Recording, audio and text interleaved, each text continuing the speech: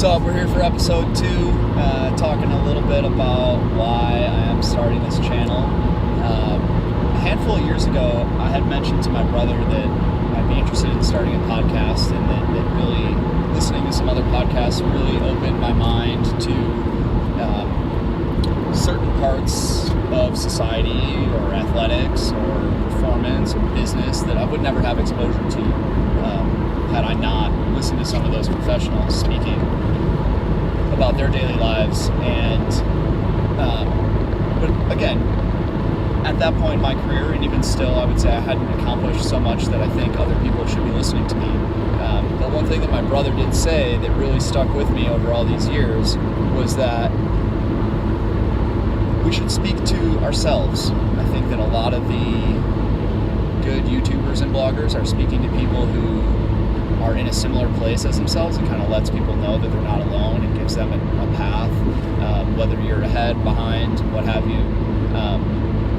5 years ago, I would have totally watched a video of a strength and conditioning coach who was going to Masters Nationals to coach an athlete. I would totally watch a YouTube video about a guy who wanted to learn who wanted to promote ways to go to affordable ski trips in Colorado for 2 weeks at a time. I still would love to learn how to do online coaching so that I could have a more free lifestyle and be able to travel wherever I want. So in a lot of ways, I'm writing this for myself, whether it's myself 20 years from now looking back to see how I did it, what I was thinking at this age, but also from the other end of the perspective for people who may be on a similar path. Maybe they like a certain sport, maybe they like strength and conditioning, maybe they like personal training, but they don't want to be a fitness model, they aren't a world-class athlete, they don't have sponsorships, they just want to go out and be a part of the sport of weightlifting in any way that they can. And for me, what that means is going to volunteer at the Arnold and driving up there, even if it means that you have to sleep in your car. It's not something that any of us are proud to admit, but where there's a will, there's a way. And on that trip, other than gas, the most money I spent was on a Jimmy John's. So for the ride home, I spent very, very little money in Columbus, and it can be done. I think it's just a matter of putting the pieces together, listen to things that people who want to be like are doing. I have some friends who are really great strength coaches. I looked at why they're great strength coaches, and a big part of that is their experience in the sport of weightlifting. So how can I get more involved with that sport? Compete. Okay, I've done a few competitions, can't really place well, I won't be able to qualify for a national event, it's not the next year. So how can I go to a national event to get familiar with it? Well, go volunteer, go change weight, go help out, volunteer, do what you can, meet some people who host these events, meet people who are placing at these events, meet some of the coaches that will be around and ask them for their advice on how to get involved with online programming or what have you.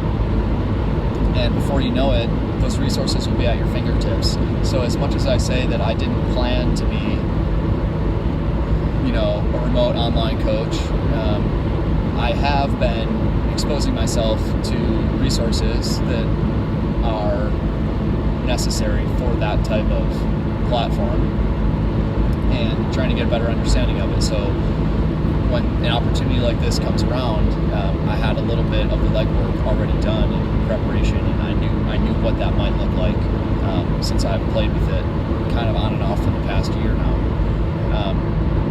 Something like going to the NSCA to visit, I would say, let's see, this is 2015, that was 2016, 3 years ago. And I had an opportunity to go to Winter Park, and it was going to be a tight squeeze from a money standpoint. I would have to take a lot of time off work. We were going to drive, maybe see some family along the way, and I said I can't go to Colorado without applying for a couple jobs. And as it had turned out, I had just applied for an internship at the NSCA, and I thought, what a perfect opportunity to swing by and meet some of the people there. And yes, I knew that this was a bit of an option, but I had to, went on the website, looked at the performance center, who's going to be there. Lo and behold, a few years later,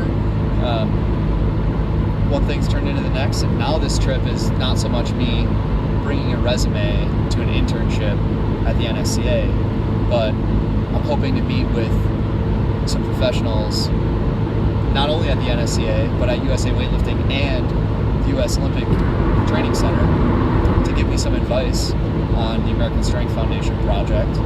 And it's no longer me applying for jobs and watching YouTube videos to learn about how to better do these things. Now I'm in a position where I'm going to Colorado Springs on business with very specific goals, and those resources, they were just there. They were just there because they're people that I met before. I reached out and I sent them an email and said, hey, what's up? And got to know each other and saw them at a conference, and now I have a relationship where I can reach out and say, hey, this would be really cool. And the things that I've always dreamed about aren't just being dreamed about, they're actually happening. It's pretty cool. With that comes a bit of, I will say, anxiety. All these things that I've always wanted are kind of happening.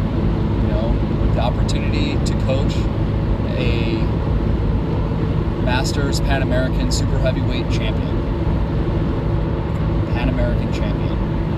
That's what I said. I still am letting that settle into my own brain, because holy crap, why is this experienced lifter trusting a skinny guy like me? You know? Again, that's not something that I was diligent about getting. I wasn't trying to coach the area's best lifter, but by being exposed to the sport in a way that most other professionals in the area have not been,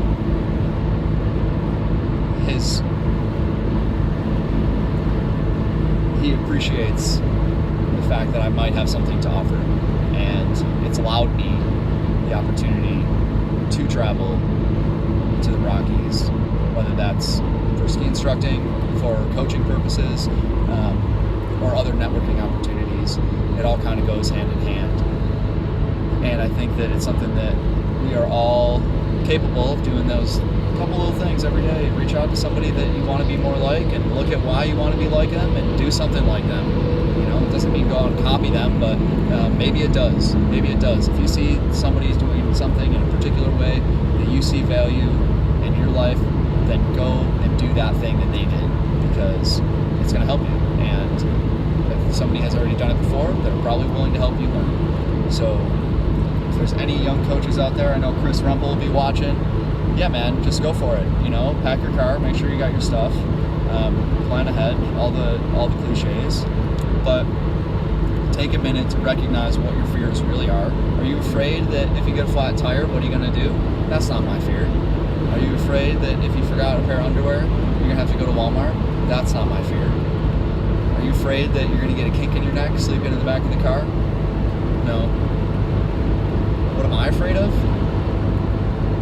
I'm afraid of having a YouTube channel and everybody gets to see what a goon I am. I'm afraid that this thing might actually be so successful that people care what I say. Just as much as I'm scared that nobody will care what I say.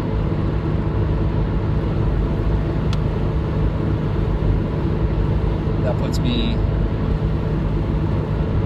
to where I'm at right now, and just trying to respect the fact that I am nervous about some things, and I am anxious about some things, and that my life is in a lot of ways in disarray. I quit my job, I got a new apartment that I can't pay for, and I'm on the road going to be a ski instructor for 2 weeks only. Like, what is even happening? My brain is just having a hard time processing this all.